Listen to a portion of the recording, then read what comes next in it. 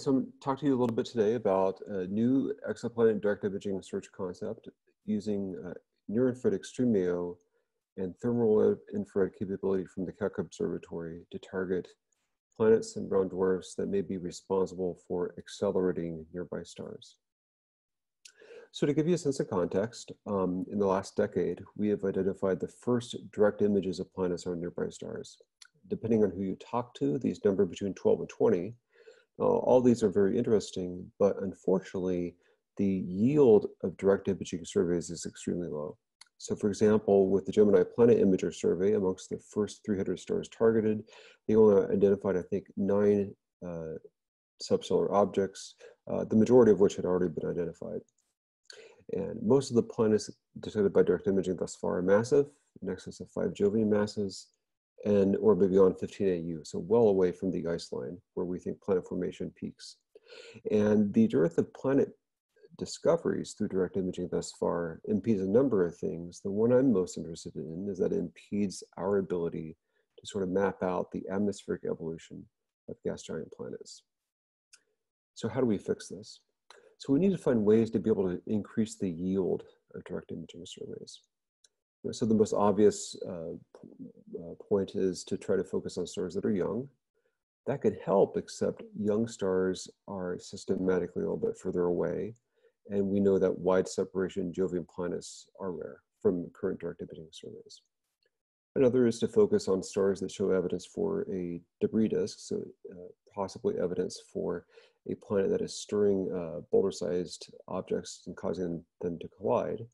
But again, wide separation Jovian planets are rare, and it's unclear exactly how massive, whether a planet has to be massive enough to be detectable to be able to cause or stir a debris disk.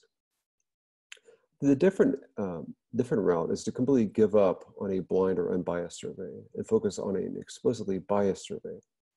So you can do that through targeting stars that show evidence for a gravitational tug from an unseen companion. The most natural one or obvious one is using stars that show a long-term radial velocity drift. These can be good direct imaging targets for massive companions, but these stars are characteristically very old. Our focus is to be able to use astrometry to be able to identify stars to target through direct imaging. And even though the earliest large-scale astrometric surveys, Hipparcos, had relatively poor precision, when you combine it with the GAIA data release, those two together provide a very long time baseline.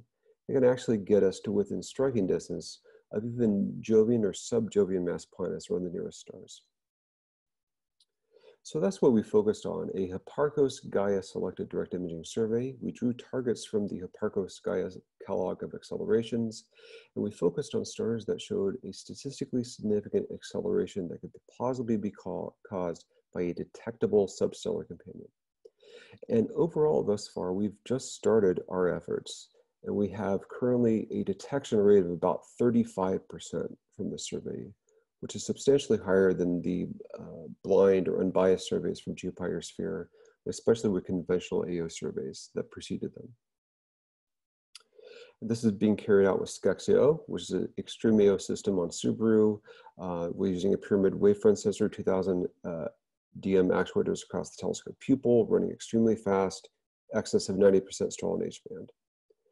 Also using thermal infrared capability with Keck, which has a conventional AO system, but achieves extremely good AO corrections in the thermal infrared. And as you can see in the bottom, even though the images with SCExAO are extremely sharp, for some systems, thermal infrared imaging is not that far behind. So we've discovered a number of objects. The first is a companion around a nearby nearly Sunlike Star. This star shows a 10.5 sigma acceleration from the Hipparcos-GAIA Catalogue. We recover a companion in 4 separate data sets up to signal noise of 42, and this is confirmed through common proper motion. The properties of this object are very interesting. So this actually looks like it has a very similar color magnitude space to the HR8799 planet. So this is about LTD transition objects. So a transition from very coarsely speaking, cloudy to a clear atmosphere object. And if we compare its spectrum, in particular to a library of objects, this appears to be an older, higher gravity, and by inference, higher mass analog to the H8799 planets. And when you use relative astrometry from our high contrast imaging with Keck and with Subaru, and then absolute astrometry with Hipparcos and Gaia to derive a precise dynamical mass for this object, about 46 jovian masses. So for those of you in the direct imaging field, this is very similar to GJ758b, except that it appears that the eccentricity of this object is extremely low. So the peak of the posterior distribution is right at 0 for this object. It's much more planet-like than brown dwarf-like. We've also identified other objects. The one I talked about before is the first out of the gate. These two are following it. The one on the left is a low-mass companion around a nearby dusty A star, about 5 AU. And the one on the right would be a legit directly imaged planet. And this is also around a nearby star. And these two will allow us to better map out the atmospheric evolution of subsolar mass objects. And on the right in particular, this is a near clone of some of the dustiest, reddest directly imaged planets. So our next step is to be able to tune this survey from the different components or the different lungs of our approach with SCExAO and the near-infrared and Keck and the thermal infrared. And the thermal infrared offers a particular advantage. As has been talked about before, planets cool and contract as a function of time, and this planet-to-star contrast ratio is best at younger ages. But that drop in luminosity is much less steep in the thermal infrared.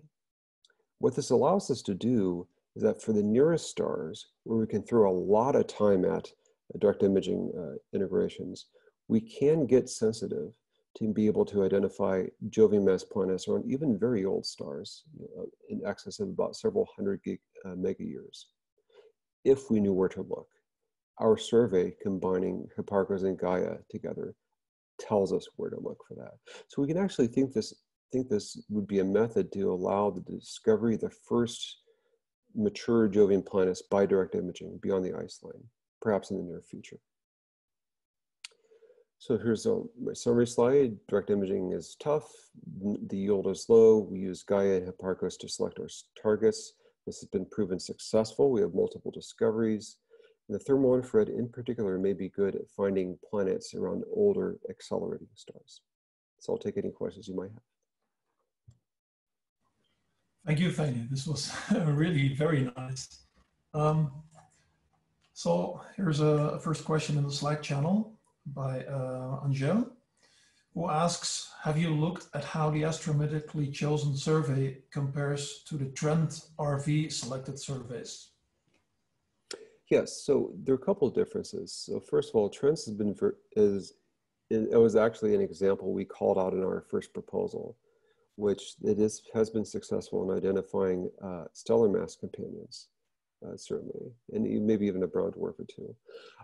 So there are a couple of differences. One is that because we're not focusing on RV trends, we're sensitive to be able to apply this technique to young stars that show evidence for an acceleration, or chromospherically active stars that show evidence for an acceleration.